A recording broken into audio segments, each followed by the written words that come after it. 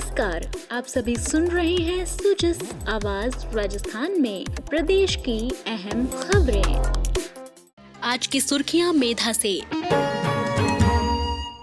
मुख्यमंत्री भजनलाल शर्मा आज रहे जोधपुर दौरे पर। एम्स के चौथे दीक्षांत समारोह में की शिरकत। कहा, प्रधानमंत्री नरेंद्र मोदी के नेतृत्व में चिकित्सा मानकों में बेहतर काम हुआ।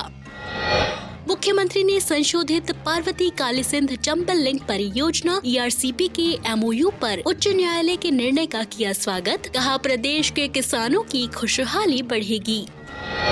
और प्रदेश के नए महाधिवक्ता होंगे राजेंद्र प्रसाद। मुख्यमंत्री भजनलाल शर्मा आज जोधपुर दौरे पर रहे। मुख्यमंत्री ने जोधपुर के एम्स परिसर में एम्स के चौथे दीक्षांत समारोह में शिरकत की। इस अवसर पर मुख्यमंत्री ने दीप प्रज्वलित कर समारोह का शुभारंभ किया। श्री शर्मा ने समारोह को संबोधित करते हुए कहा कि प्रदेश के लिए आज अच्छा दिन है। प्रदेश को कई सौगातें देने का काम किया गया है। उन्होंने कहा, कोरोना में संसाधनों की कमी के बावजूद प्रधानमंत्री नरेंद्र मोदी और केंद्रीय स्वास्थ्य मंत्री मनसुख मांडविया ने चुनौती को अवसर में बदलने का काम किया। देश भर में बेहतर व्यवस्थाएं हुई। राजस्थान के लिए आज ये बहुत ही अच्छा दिन है। उन्होंने कई सौगात देने का भी काम किया है। आपने देखा होगा, कोरोना के समय देश दुनिया में भारत के प्रति जो नजरिया था, इतनी बड़ी आबादी, संसाधनों की कमी, इस महामारी को भारत जैसा देश कैसे झेल पाएगा। मैं धन्यवाद देना चाहता हूँ यशस्वी हमारे प्रधानमंत्री नरेंद्र मोदी जी को और भाई मनसुख मांडविया जी को, तो जिन्होंने चुनौती को अवसर में बदलने का काम किया। और जिस तरह से महामारी थी कोरोना की, उसमें एक राजस्थान ही नहीं, पूरे देश के अंदर जिस तरह से व्यवस्थाएं हुई, जो लोग हमारी तरफ जो देश देख रहे थे, उन देशों ने भी लोहा माना। मुख्यमंत्री ने कहा कि प्रधानमंत्री नरेंद्र मोदी के नेतृत्व में चिकित्सा मानकों में बेहतर काम हुआ है। प्रधानमंत्री जी के नेतृत्व में देश में चिकित्सा मानकों में बेहतर हुआ है।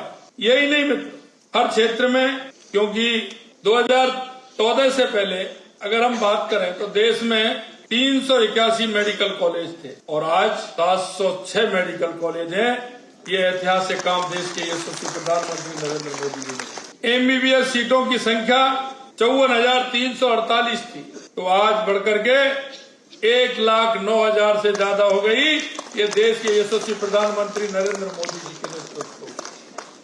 आज अगर हम बात करते हैं 834 लोगों की आबादी पर एक डॉक्टर उपलब्ध है। उच्च शिक्षा संस्थानों की संख्या में तेजी से बढ़ोतरी हुई।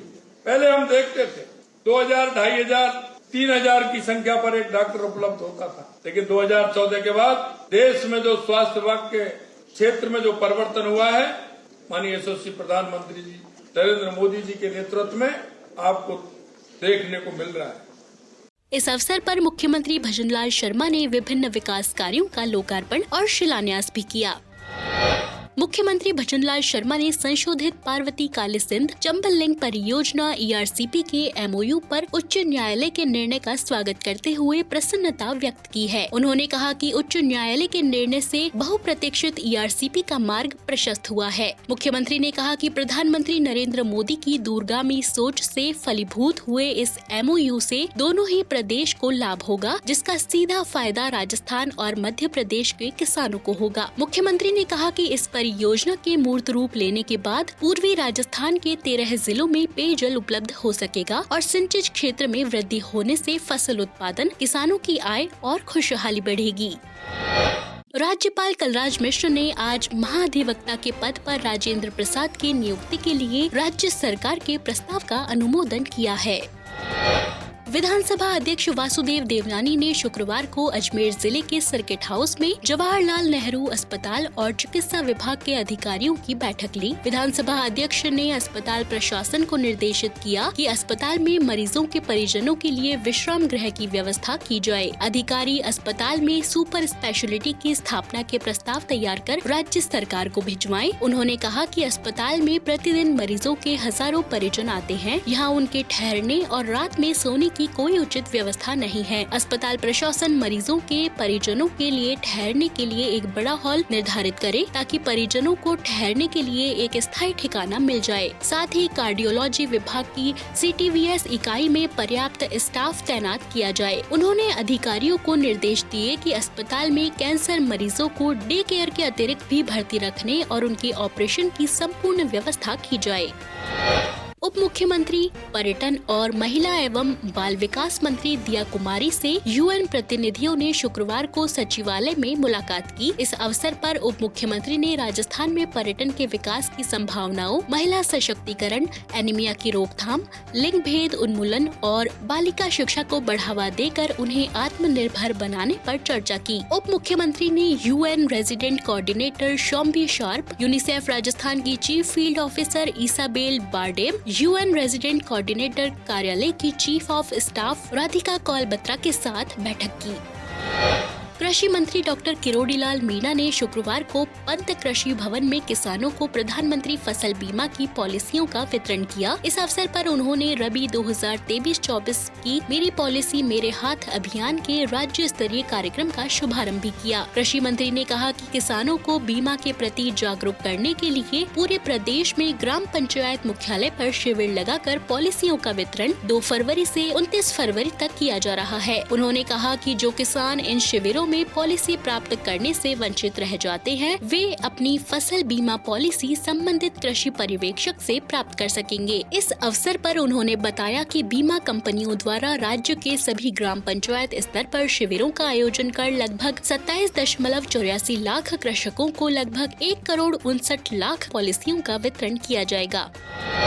शिक्षा मंत्री मदन दिलावर ने शुक्रवार को जोधपुर जिले के विभिन्न क्षेत्रों का दौरा कर विद्यालयों और राजकीय संस्थाओं का आकस्मिक निरीक्षण किया। इस दौरान उन्होंने विद्यालयों, पंचायत, आंगनबाड़ी केंद्र, नंदघर आदि का निरीक्षण किया और इनसे संबंधित व्यवस्थाओं में सुधार के साथ ही उपयुक्त साफ सफाई के निर्देश दिए। शिक्षा मंत्री ने हुडी हाउसिंग बोर्ड सेक्टर 2 के राजकीय उच्च माध्यमिक विद्यालय का औचक निरीक्षण करते हुए विद्यालय भवन और परिसर का विस्तार से अवलोकन किया। विद्यालय भवन की आंशिक जर्जर स्थिति के चलते कुछ कक्षाओं की व्यवस्था खुले मैदान में किए जाने पर उन्होंने वस्तु स्थिति की जानकारी ली। उन्होंने जिला परिषद के मुख्य कार्यकारी अधिकारी और मुख्य जिला शिक्षा अधिकारी को निर्देश दिए कि भवन निर्माण कार्य का तखमीना बनाकर जोधपुर विकास प्राधिकरण के साथ चर्चा कर जल्द ही इसका निर्माण कार्य करवाया जाना सुनिश्चित करे।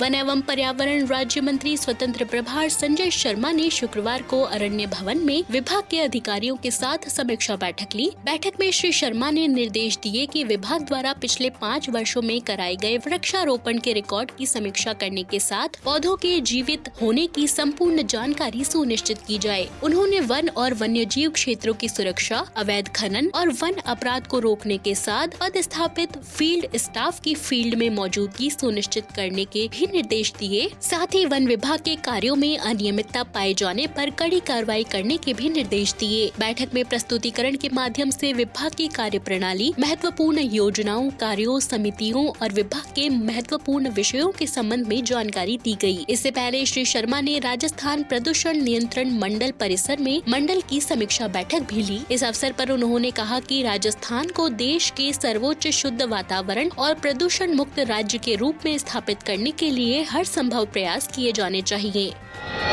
सिरोही के राजकीय PG महाविद्यालय में विकसित भारत संकल्पित भारत पर 3 दिवसीय मल्टीमीडिया प्रदर्शनी के समापन समारोह में प्रदेश के ग्रामीण विकास, पंचायती राज, आपदा प्रबंधन, सहायता और नागरिक सुरक्षा विभाग के राज्य मंत्री ओटाराम देवासी ने शिरकत की। श्री देवासी ने उपस्थित जनसमूह से अपील करते हुए कहा कि मल्टीमीडिया प्रदर्शनी में दी गई केंद्र और राज्य सरकार की फ्लैगशिप योजनाओं की जानकारी को जन जन तक पहुँचाने का प्रयास करे। अब एक नजर मुख्यमंत्री के सोशल मीडिया संदेश पर।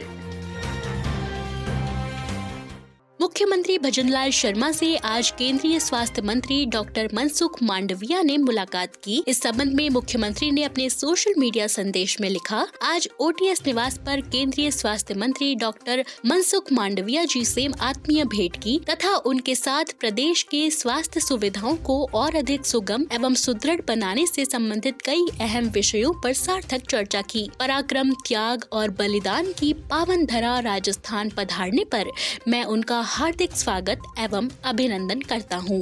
तो आज के पॉडकास्ट में इतना ही, फिर होगी आपसे मुलाकात। तब तक के लिए नमस्कार।